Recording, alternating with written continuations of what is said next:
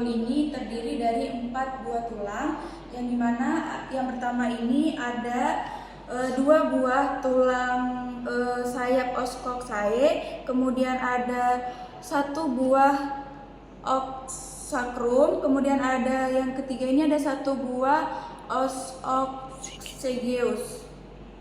Baik, yang selanjutnya di sini ada lumba 4, lumba 5, kemudian ada sacrum, ada cocci, kemudian ada ilium, kemudian ada pubis, kemudian ada tepi atas pubis, kemudian ada tepi bawah pubis, kemudian ada isium, kemudian ada linea inomenata.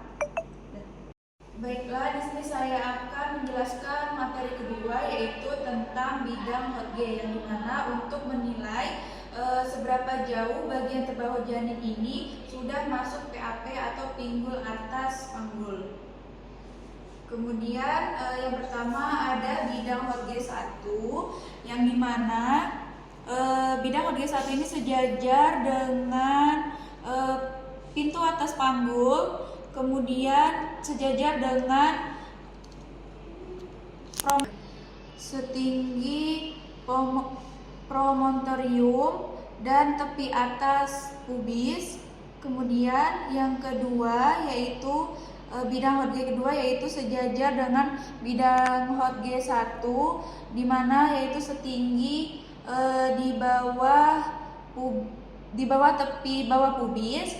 Kemudian yang ketiga yaitu di mana bidang Hodge 1 sejajar dengan bidang Hodge 1, 2 setinggi spina ischiadica. Kemudian bidang keempat yaitu sejajar dengan bidang 1, 2, dan 3, di mana sejajar dengan coccygeus. Dan di sini saya akan melanjutkan materi tentang cara pengenalan bagian-bagian suturan. Yang pertama itu ada sinus foot, kemudian yang kedua itu ada frontalis di bagian sini. Setelah itu yang ketiga ada temporal di bagian sini.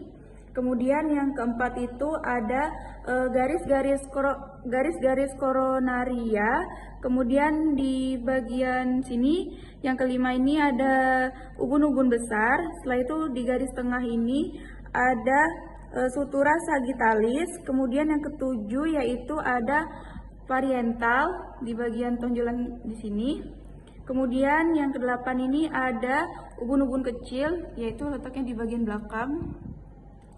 Setelah itu ada occiput. Kemudian ada bitemporal di sini dengan jarak 8 cm. Kemudian di bagian belakang sini biparietal dengan jarak 9,5 cm.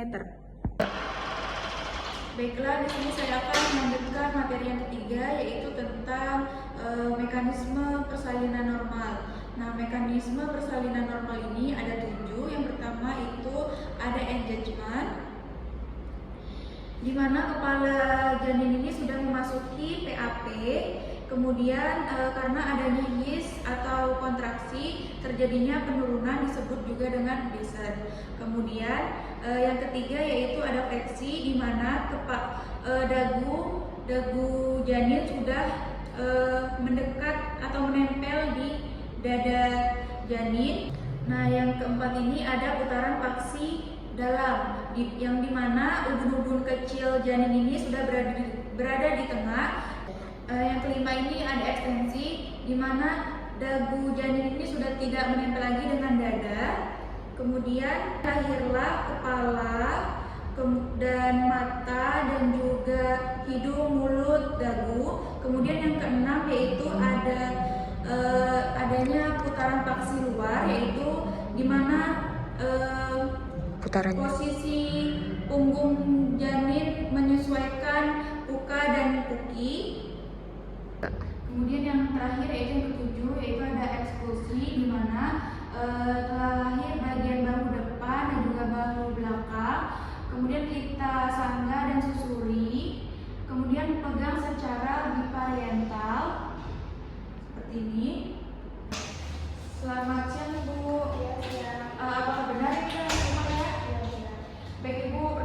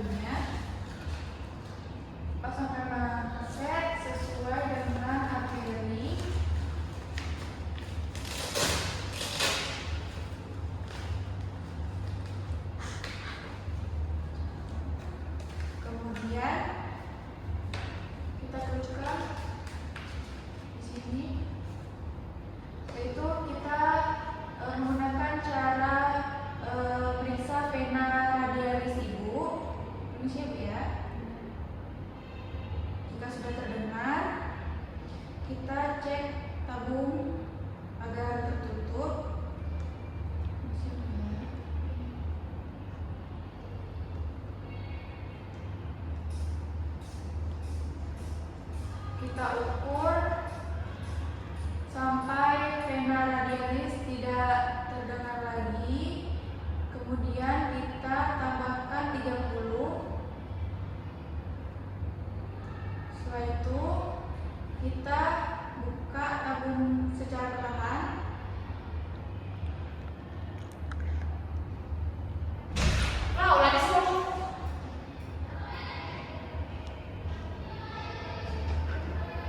Ini tekanan darah ibu di 110/80 ya Bu ya. Kemudian kita menggunakan cara yang kedua, yaitu kita meriksa vena brachialis ibu, yaitu sejajar dengan kelingking ibu. Ini sih ya Bu, kita taruh di sini.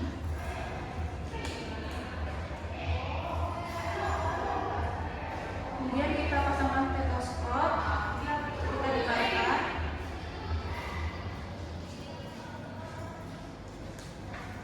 Kemudian kita tekan bagian stetoskop ini.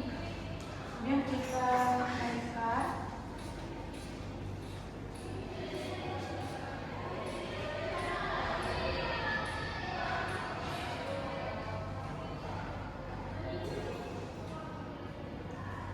Kemudian kita buka secara perlahan tabungnya.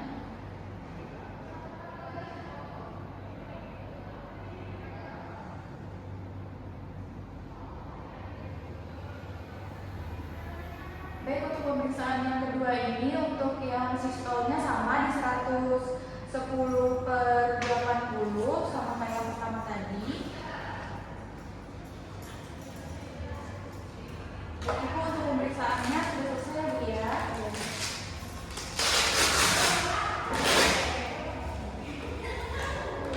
Baik, untuk hasilnya sama di 110/80. Nah, di sini saya akan melanjutkan tentang cara menghitung HIS. Yang pertama itu kita melihat ekspresi ibunya. Jika ibunya merasakan adanya menahan rasa sakit, berarti itu tandanya ibu sudah merasakan adanya HIS atau kontraksi. Kemudian kita pegang fundus ibu, kita pegang. Jika terasa keras, berarti itu ada tandanya HIS atau kontraksi. Kemudian kita hitung HIS ibu selama 30 menit sekali dalam 10 menit. Setelah itu kita hitung juga frekuensinya berapa kali dan durasinya berapa detik. Kemudian kita periksa, misalkan HIS ibu dalam kurang dari 20 detik itu menandakan HIS ibu lemah, berarti kita tandai dengan titik. Kemudian jika HIS-nya itu di 20-40 itu HIS-nya berada sedang, kemudian kita tandai dengan arsir. Setelah itu jika HIS-nya itu lebih dari 40, berarti itu HIS atau kontraksi ibu itu tinggi atau kuat, kita tandai dengan blok. Baiklah, di sini saya akan melanjutkan materi tentang pemeriksaan DJJ.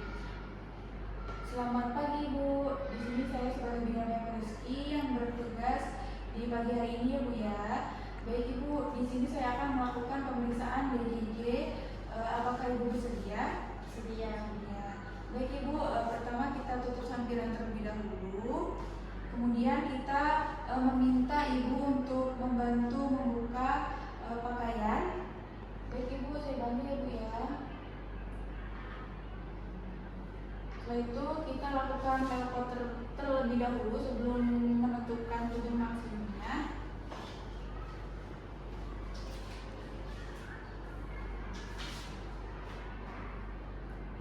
Di sini terasa lunak, kemungkinan ini bokong janin ya Bu ya. Kemudian di punggung kiri sebelah ibu ini terasa seperti papan dan keras, kemungkinan ini punggung janin ya Bu ya. Baik, setelah kita menentukan puntu maksimum pada janin, kita melakukan pemeriksaan. Itu kita tempelkan linex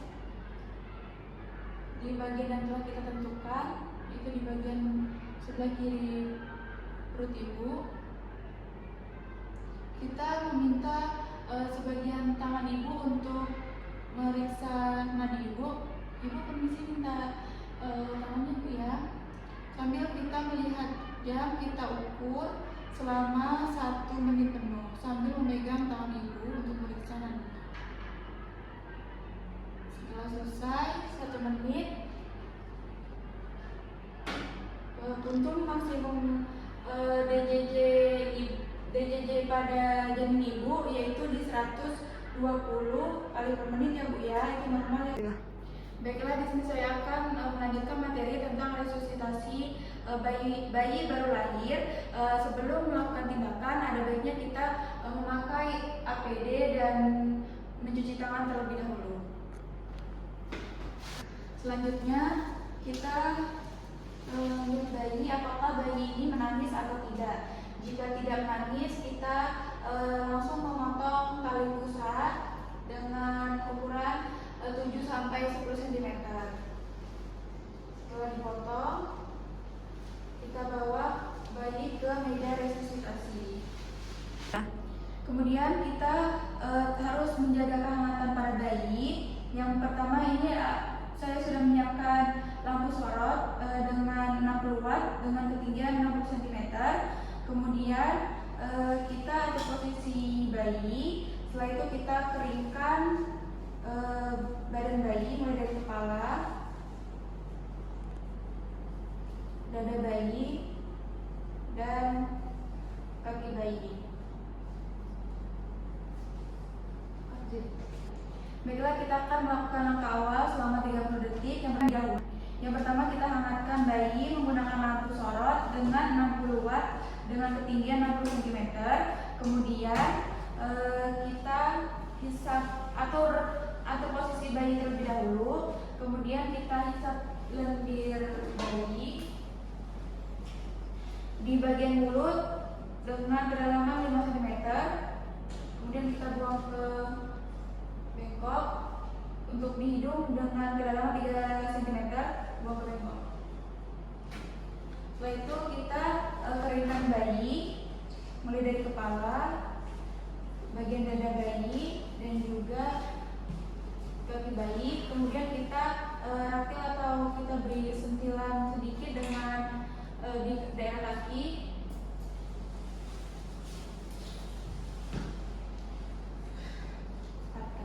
Selanjutnya kita lakukan reposisi, yaitu kita menggantikan kain ini dengan kain yang baru yang ada di bawah.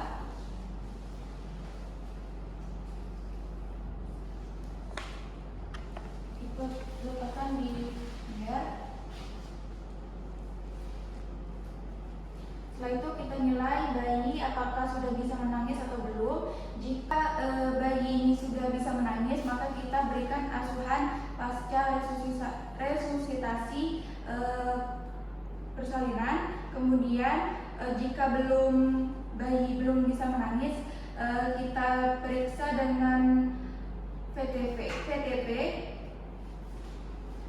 Selanjutnya kita lakukan ventilasi menggunakan sungkup balon, yaitu kita dengan cara menyalurkan oksigen dengan 20 cm. Kemudian kita lakukan ventilasi percobaan sebanyak 2 kali. 1, 2. Jika dada bayi ini mengembang, maka kita lakukan PTP yang pertama. Jika dada bayi ini tidak mengembang, maka ada 3 penyebab, yaitu bisa jadi sungkup balon ini bocor dan adanya lendir di dalam mulut ataupun hidung yang menutup pernapasan. Kemudian yang ketiga yaitu adanya kepala bayi ini tidak ekstensi. Baik, pada bayi ini untuk dadanya sudah bisa mengembang. Kita akan melakukan ventilasi yang positif. Yang pertama kita tempelkan pada bagian hidung dan juga mulut. Kemudian kita lakukan sebanyak 20 kali. Yang pertama, tekan, lepas 1, tekan, lepas 2, tekan, lepas 3 sampai 20 kali. Setelah itu setelah 20 kali kita lakukan mendengar bunyi frekuensi pada jantung bayi.